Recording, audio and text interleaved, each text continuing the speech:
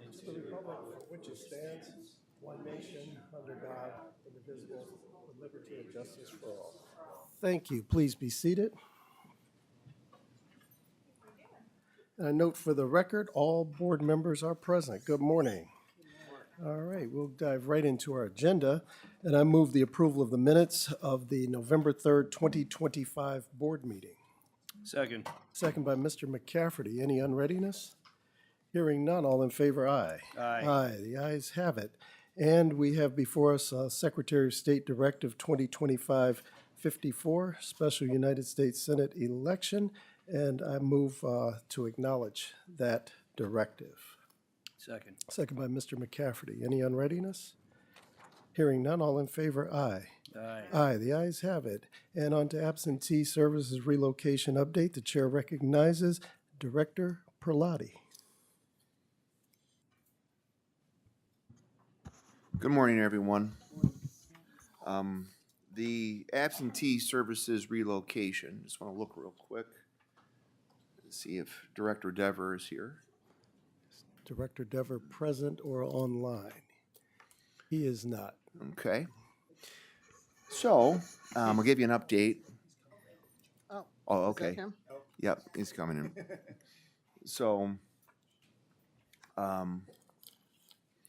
as you know, we started this process several weeks back or a couple months back of trying to find a different home for our absentee, specifically mail services equipment, and taking it out of its current location in the conditioned space of the garage into this building here, into the main building.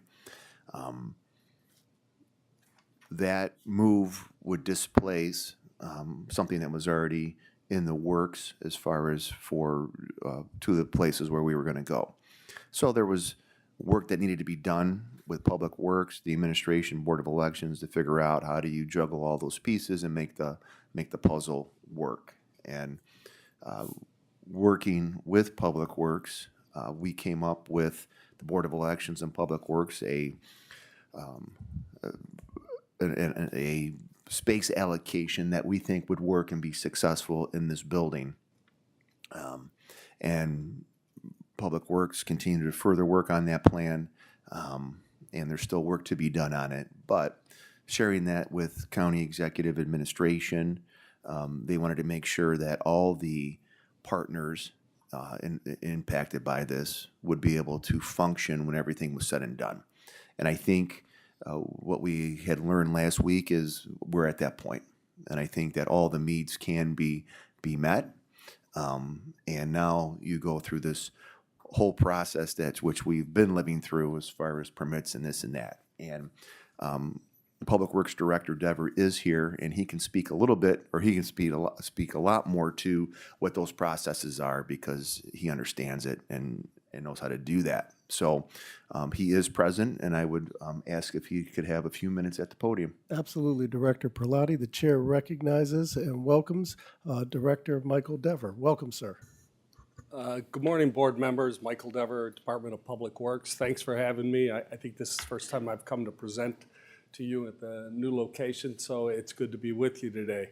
I'm sorry I'm a little bit tardy coming through the door here. There was a few other hot items going on in the county, so but it's good to see you. So yeah, what Tony has just referenced, we pretty much come to an agreement in regards to moving some space around here in the building. Let me give you a little context too of why this seems to be a good fit for us. Some of you may know that, well, you're fully aware that Health and Human Services, some of their operations will be moving into this building. But at the same time, concurrently, we are in the midst of, we've got a contract out for a building just down the street here, the Virgil E. Brown building, to basically redevelop that entire building or rehab the entire building. So that is in concert with what's happening here at 1801, which they're going to be referred to here, even though you're 1803 Superior. So that, we just received our bids back. They're actually before County Council in regards to the Virgil E. Brown building. And what we've retained a design builder. Our intent is to retain a design builder. With that design builder, we are going to start the programming of moving the pieces around of how all of the Health and Human Services folks are going to fit into, be it this building, which is 99% completed, but over at the Virgil Brown now, we've got to really see how they're going to fit into that space. So that's roughly 2,200 people. What we have noticed just over the last few weeks or so is that that there are some pieces that may make sense to be over here, and specifically in the garage space. So this is kind of working out fairly nicely for us, and I know it's been a little bit inconvenient for the Board of Elections, but that space in the garage, the finished area in the garage, may have an added value to us as we're going through this programming with our Health and Human Service friends.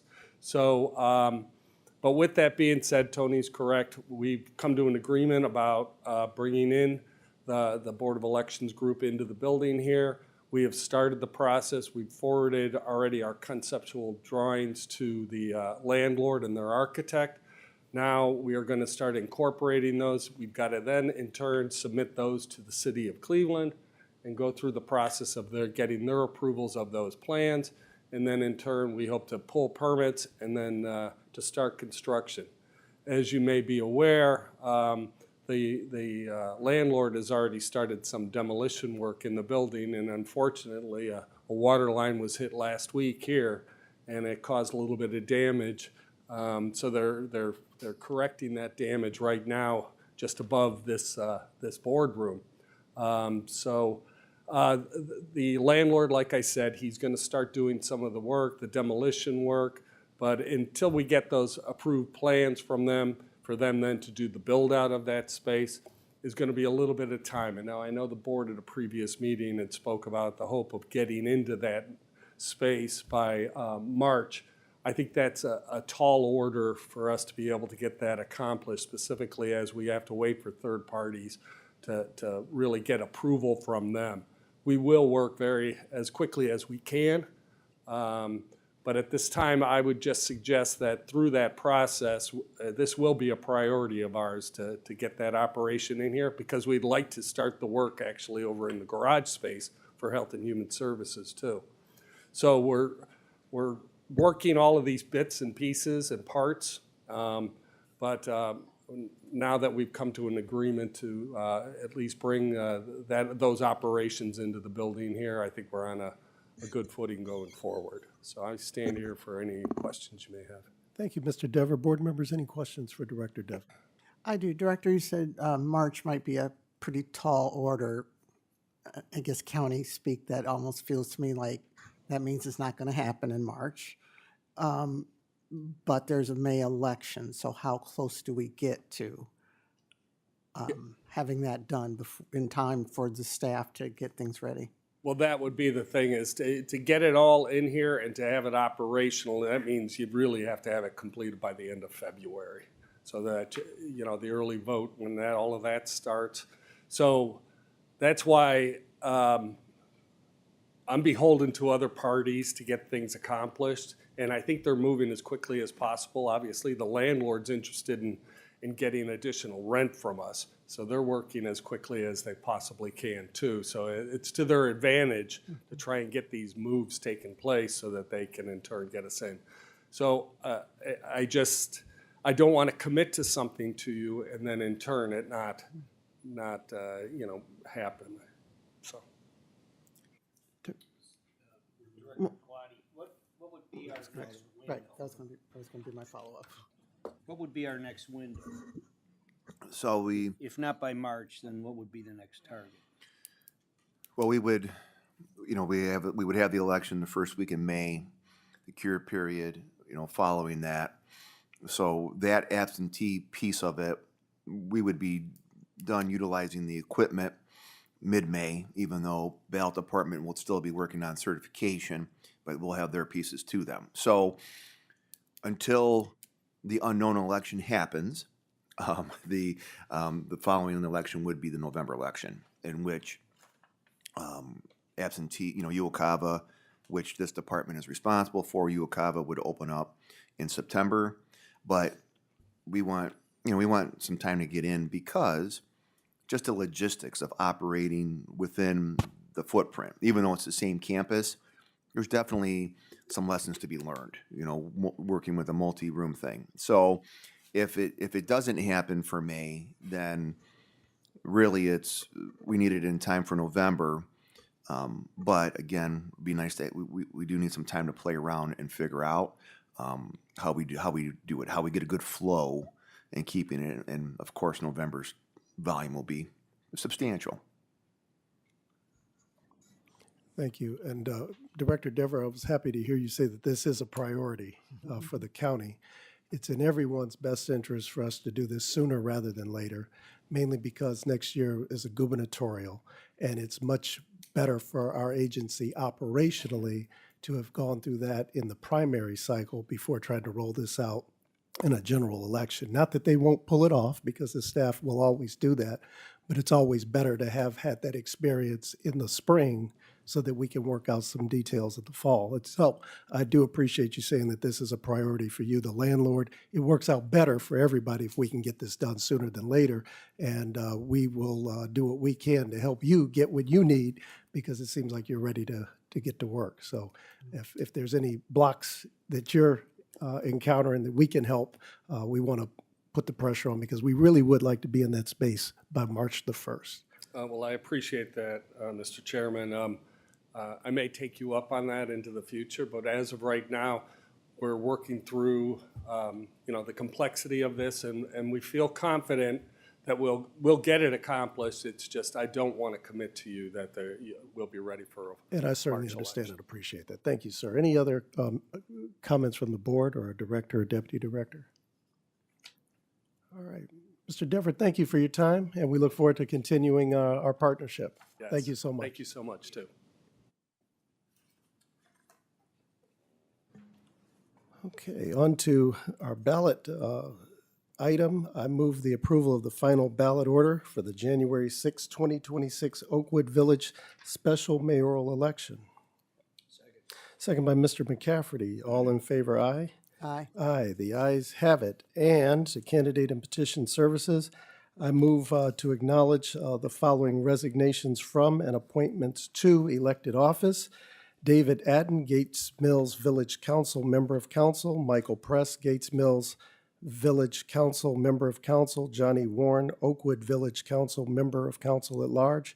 Candace S. Hill, Oakwood Village Council, Member of Council, Ward 5. Those were the resignations. And now the appointments. Angelo Russo, Fairview Park City Council, Member of Council, Ward 5. Karen L. Greco, Gates Mills Village Council, Member of Council. And Megan Perez, Gates Mills Village Council, Member of Council. Second. Second by Ms. Stewart. All in favor, aye. Aye. Aye. The ayes have it. And I acknowledge the following candidate withdrawal from the January 6, 2026 Oakwood Village special mayoral election. Johnny Warren. Second. Second by Ms. Stewart. All in favor, aye. Aye. Aye. And I move the certification of the following candidates for the January 6, 2026 Oakwood Village special mayoral election. Joe Fouché, Candace S. Hill, Erica Nikolic, and Johnny Warren, all are nonpartisan. Second by Mr. McCafferty. All in favor, aye. Aye. The ayes have it. And on to election support. I move the approval of the final voting equipment allocation for the January 6, 2026 Oakwood Village special mayoral election. Second by Mr. McCafferty. All in favor, aye. Aye. The ayes have it. And on to fiscal services, and the chair recognizes Director Perlotti. Okay, so we have two resolutions before the board today.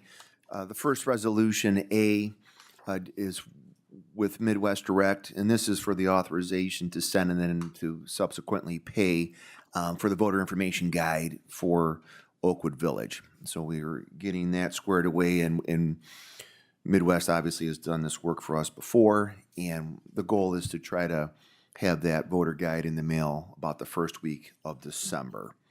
The second item, resolution letter B, is with Democracy Live. It's for the remote ballot marking system.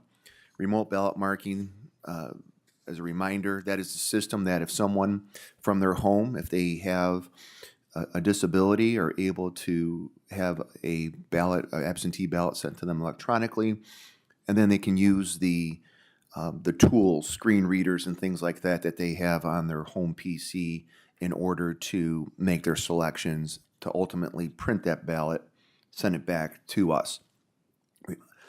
Remote ballot marking system is required in the state of Ohio, and this is certified equipment. Actually, it's software. And what that means is there is a designated list of vendors who are authorized to provide this product in the state of Ohio, certified through voting machine examiners and the Secretary of State's office. Democracy Live is our current vendor. We received 2 bids. Democracy Live came in as the lowest bid, and it is responsive and functions well. And so we are going to recommend them to be our vendor on a go-forward basis. This contract is a 3-year with the opportunity to have 2 one-year renewals of the system. We also will be using this system to help to issue our Cuyahoga ballots. We haven't done that in the past. It is something that the vendors who work in this environment often ask us to do so, because really it's the same platform. It's just one is going to a military's overseas voter versus someone who's getting it to their home because they have a disability that qualifies to have that ballot. They also provide our ADA accessible ballot samples on our website and our PDFs. So any questions on either of the 2 resolutions in front of the board? Any questions for our director? Okay. Okay, hearing none, I move the approval of resolutions, agenda item 9A and B inclusive. Second by Mr. McCafferty. All in favor, aye. Aye. And on to poll workers. I move the authorization to pay the voting location manager, 1 voting location deputy, 20 precinct election officials for a total of $5,550 for the January 6, 2026 Oakwood Village Special Mayoral Election. Second by Mr. McCafferty. All in favor, aye? Aye. The ayes have it. And on to registration, the chair recognizes Mr. Hassani Wheat. Good morning. Good morning. Hassani Reet, Registration Manager. In front of you, you have the November 4th, 2025 General Election Provisional Verification Summary. A total of 1,662 provisional ballots were cast during the November 4th, 2025 general election. All 1,662 provisional ballots were cast in accordance with the Ohio Secretary of State's Directive 2025-40, Chapter 8, Provisional Voting in the Election Official Manual, and Directive 2025-53, Canvass and Certification of the November 4th, 2025 general election. Of the 1,662 provisional ballots, 1,416 were confirmed to be valid provisional ballots. This includes 11 provisional ballots that were cast in the wrong precinct, correct location, that were eligible to be remade. 246 provisional ballots were rejected for various reasons. Those various reasons are 100 that were not registered, 44 that were missing acceptable identification, 35 that had voted absentee, 24 that were in the wrong precinct, wrong location, which includes 1 properly executed Form 12D in which the voter had refused to travel to the correct polling location and insisted on voting the wrong precinct provisional ballot.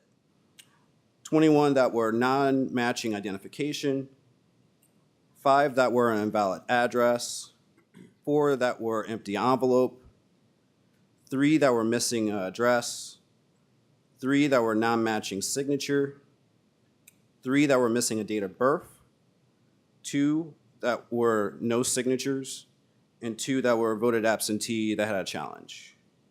Of note, the highest number of rejected provisionals comes from voters that were not registered in the state of Ohio at 100, which has been consistently the top category for provisional rejections. Since the provisional envelope also acts as a registration card, these voters will be registered for the next election. There were 170 incoming provisional voters who moved into Cuyahoga County from other counties, and we verified that they did not vote in their previous county. There were also 119 outgoing provisional voters who moved into a new county in Ohio and did not vote in Cuyahoga County. The next page provides some additional information and reasons regarding voters who cast a provisional ballot. There were 747 voters that had a name and/or address change. 489 provisional voters were ones who had requested but did not return their vote by mail ballot. 17 voters had appeared at the Board of Elections during the SOS's mandated 4-day provisional cure period after the election. However, only 2 of those voters needed to cure their provisional ballot by providing a valid form of identification. Below that is your provisional rejection summary comparison chart. 14% of the rejections that could be improved through PEO training. Those categories are wrong precinct, wrong location, missing date of birth, missing address, and no signature. 86% of the rejections are based on information that the voter provided. Those categories are not registered, voted absentee challenge, missing acceptable identification, non-matching identification, non-matching signature, and an invalid address. The registration department is recommending that 1,416 provisional ballots from the November 4th, 2025 general election be approved for opening and tabulating, and that 246 rejected provisional ballots remain sealed. Thank you, Mr. Wheat. Any questions from the board for Mr. Wheat? Okay. Hearing none, I move to authorize the opening and counting of 1,416 provisional ballots cast, and that 246 rejected provisional ballots remain sealed. Second. Second by Mr. McCafferty. All in favor, aye? Aye. The ayes have it. Thank you, Mr. Wheat. Thank you. Okay, and on to our personnel agenda. I move the approval of the appointment of Jason Nehal to Campaign Finance Auditor, Candidate and Petition Services, effective December 1st, 2025. Second. Second by Mr. McCafferty. All in favor, aye? Aye. The ayes have it. And on to new business. Chair recognizes Director Perlotti. New business today is a continuation of new business from the previous meeting, in which Deputy Director Gallagher and I presented, along with Prosecutor Musson and management team of Candidate Petition Services and Peter James, a draft of a petition signature authentication policy, basically dealing with the non-genuine signature issue on a petition and what would happen after the filing deadline and after staff has reviewed the petitions and we come to the meeting in which the board has to certify candidates, and individuals want to challenge the non-genuine signatures on the petition. And so this policy provides a vehicle that would be a uniform application for all individuals who fall into that category, something where we can provide them with the policy in advance, post it on our website, and everyone knows what that process would be. At the meeting, the last meeting, Board Member Stewart had inquired with questions regarding the requirements of an individual to complete a SOS Form 260, which is an update to their signature. And in particular, if the person was incapacitated because they had a infirmary in which they weren't able to correctly, write their signature at that point in time, it was their discretion. And after the meeting was looked into, and there is discretion, and a sentence or an edit was made to paragraph 4 or paragraph C4C, that where we tried to capture that, where it says the CCBOE may waive the signature update requirement if the elector's testimony evidences a temporary change in their signature. So what we wanted to do was today bring this back again, see what discussions or comments there may be on that edit, and if there are other items that may exist in the policy that we need to discuss or staff conduct additional research on. And if there is, great. If not, at some point, we would ask that the board call the question to see if it could be approved, because then what we would do is give this policy out as individuals start to come in and pick up the petition packets. That will be starting this week, and will continue on. If the policy is not ready to be approved, we will continue to issue petitions, and we'll make sure that individuals are aware of it when the time is appropriate, when the policy is there. So with that, I wanted to see what additional comments, questions that myself, the management team, or Assistant Prosecutor Musson can answer. Thank you, Director Perlotti. Members of the board, any questions or comments to our director? One question for 4C, for 4A, provision dealing with the proponents appearing in person before the board. Was there any consideration given to that? If somebody is, again, infirm or in a nursing home or unable to travel to the board, any discretion there? Mr. Musson. Thank you. That in-person requirement is in there, and I think when we were drafting this, we did not necessarily consider someone physically unable or would experience difficulty in coming down to the building.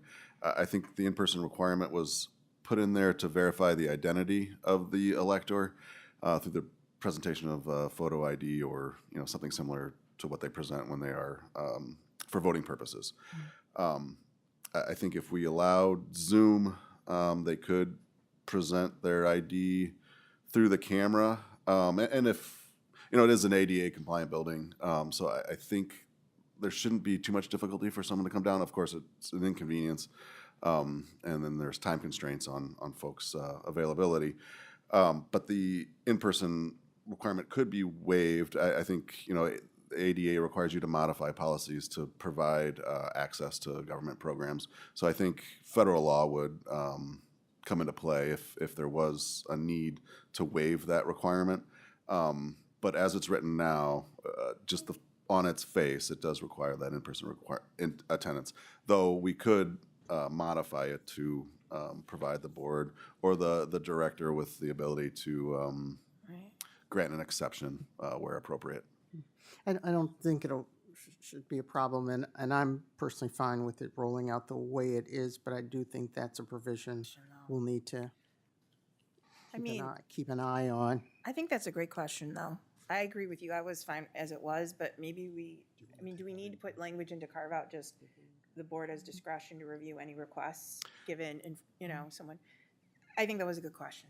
Yeah, I think we can put it in there that the board may accept a testimony on a case-by-case basis through telecommunication technology, remote For good technology. cause, maybe? Yeah. For good cause, Sean? Yeah.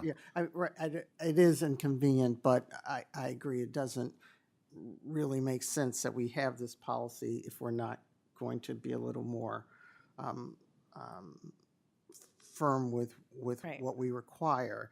But in a rare case, inconvenience should not be the consideration. But, so, I'll do what the board desires. I am fine with this, or we can make that modification that would allow um, the board to make the exception for an in-person appearance on good cause shown. I mean, good cause shown could be they're on the other side of the world, I guess, you know, the country, but, so, a friend, if Board Member Sticken wants to do that friendly amendment, I'm fine with that, but I'm fine with it either way, having raised it.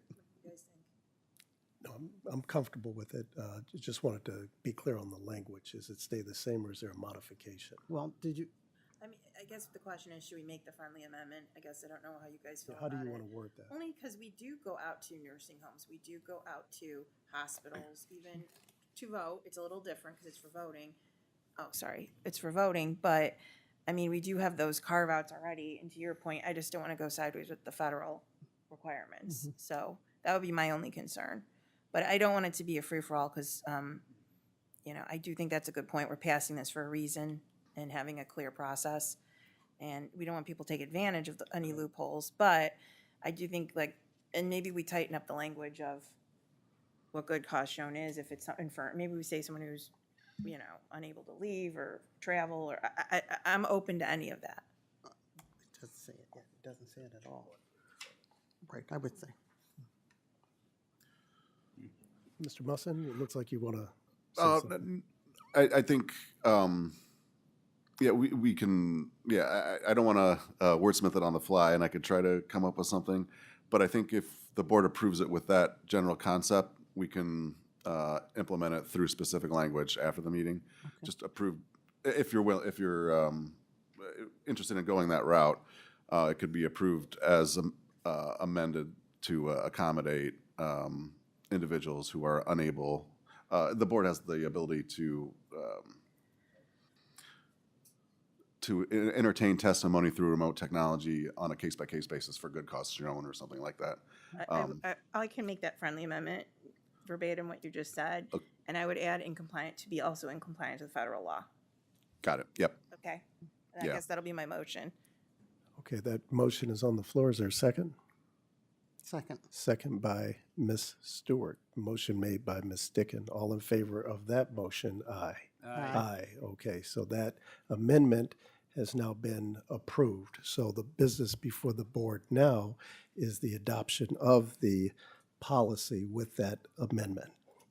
Okay, I move that we do adopt the petition signature authentication policy with the amendment that we just approved. Second. Second by Mr. McCafferty. Any unreadiness? All in favor, aye. Aye. The ayes have it. It is so ordered. Director? Thank you. And once we work with System Prosecutor Musson to get that language in from the amendment in, we will circulate that to the board and then have it available for public consumption. All right. That was the only item of new business that we had. I did just want to make a quick comment. I would say not out of character for a odd year general election. Based on the unofficial results, which is what we're dealing with today, meaning it does not include any tabulation of those provisionals that were authorized earlier in this meeting to be opened, as well as the timely post-election absentees, meaning postmarked at the latest, no later than the day before the election and received by the Saturday after the election. We had almost 3,000 timely vote-by-mail ballots and about 1,400 provisionals. We're looking around 4,400 ballots that Brian and his team will include in the official results. But looking at the unofficial, not including those ballots I just said, if we were to have to conduct automatic recounts today, there would be 6, a couple ties. So we'd have to get the coin out for the flip. We will see what happens between now and next Tuesday as we work our way through the certification process. There are enough vote-by-mail ballots and provisional ballots in the 6 particular races to have it stay as an automatic recount, to take it out of automatic recount range. We won't know till it's all said and done. potential to break the ties that currently exist. On the flip side, there's six different races that could come into automatic recount world. So again, we won't know any of that. I know those candidates in those contests, rightfully so, are very anxious and they want to know what's going on. That will be all known on the 25th, and from that point, we will know what is a tie, what is not a tie, what is an automatic recount, what isn't, and then that will also start the window for anyone who's interested in paying for a requested recount. So a lot of things going on with that, and we'll see what happens. And I just wanted to make that note, and then if there was any other just questions on anything for Deputy Director Gallagher or I. Thank you. Anything from the deputy? All right. Any other questions from the board? All right, the chair has not received any comments from, oh, we do. Oh, thank you, sir.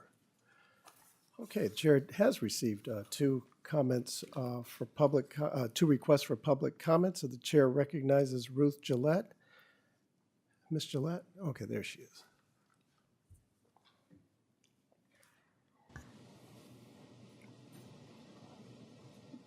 Welcome, Ms. Gillette. If you would please spell your name for the court reporter, and you have up to 5 minutes to speak. Thank you.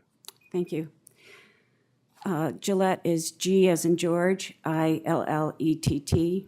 I live in Cuyahoga County in Lakewood, and am speaking on behalf of myself and also the League of Women Voters, specifically regarding two pieces of legislation that are under discussion at the State House, Senate Bill 293, which will require all ballots to arrive at the Board of Elections by 7:30 p.m. on Election Day.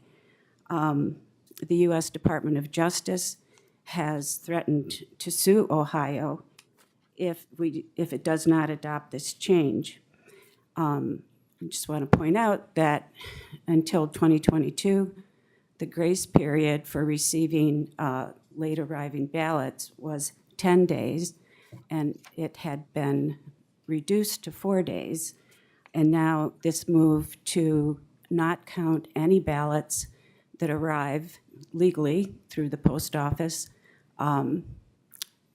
after 7:30 p.m. on Election Day. This is timely given the director's comments relative to counting the late ballots that arrived after the November 4th election, which may influence 6 outcomes. And just in general, it really kind of flies in the face of common sense to say that ballots have to arrive by 7:30 p.m. on the day of the election, given the inability of people to control the USPS. And if we support the notion that absentee ballots are a way to expand voter participation, and I think we all do, then to set limits like this is also counterproductive. So there's that. And then the other, Senate Bill 153, this is really incredible, would ban ballot drop boxes. And, you know, there's nothing that suggests that the ballot drop boxes have been sources of fraud in our voting system. And so these measures, I feel, and many people feel, are consistent with an effort to suppress voting. And it has been clear to me from attending these meetings that you all and the staff here are very committed to fair elections and to expanding voter participation. So if there's anything that the Board of Elections can do, either officially or unofficially in your various roles in the community to influence state legislators to not succumb to pressure from the Department of Justice and others, I really ask you to do that. Thank you. Thank you, Ms. Gillette. The chair recognizes Christopher Michael Latinowitz.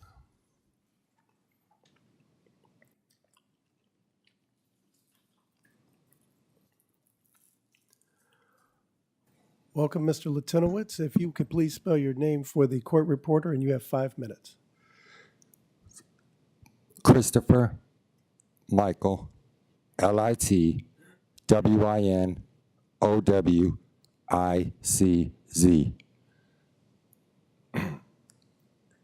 Good morning, board. Morning. Right now, I'd like to just pass 2 of these so you guys can review these during my 5 minutes. To Mr. Lawler, this is okay, but this ain't. This is a political message from a state senator. But hold up, it wasn't Senator Smith. This was done by my own community, starting with Richard Toten. Richard Toten was a write-in with his actions on the day of this election to show up in Ward 8 when he didn't have to on East 200th Street. Strike one. Strike two, my endorsement, I had endorsements from the county. I gave it to the judge who just got elected. At the same time, my endorsement is Chantel Brown. But people don't believe it. People want to mimic. People want to libel and slander. We ain't going to court because the Supreme Court. I'm asking this Board of Elections to, this guy does not deserve, okay, for $12,000. Also, a school board member who makes $125 is going to come. Then there was school board members, there was city members, and there was workers and teachers at these polling locations in Euclid. Again, I'm here to build and strengthen my community. From 1993 to 2025, I'm Chris. I'm the one who did the petitions in my community to raise the income tax. As far as campaigning financing, I couldn't bring my sign in, but I've spent money on signs and the city took my signs. That's okay. Each sign worth $50,000. 10 signs worth $500,000. 20 signs is $1 million. Also, Harris for president, I put in my community that they want to take. But let's get back to this. The evidence is in front of you to do an executive session and discuss this. And by the way, ride Euclid Avenue in my community, ride Babbitt Road, 222nd, 250th, 260th. Guess who's out there raking the leaves with a lawnmower? Because I raked the leaves in my ward as a thank you. I won, but your votes show otherwise. We're not here on that. The reason why I couldn't get the votes is because I called the police. I asked them to go like this. That's all they had to do. And I'm standing up for Christopher Jaros because I paid for literature. I handed 1,500 out to every house in Ward 8. The whole election came through Ward 8. These are all elected. Even how you look at it, the school board members, period, they all got elected. It's just who we gonna select? Gabe? That's what she want to be known. It's Miss Kelly, by the way. But I went to Gabrielle Kelly. She's the school board president.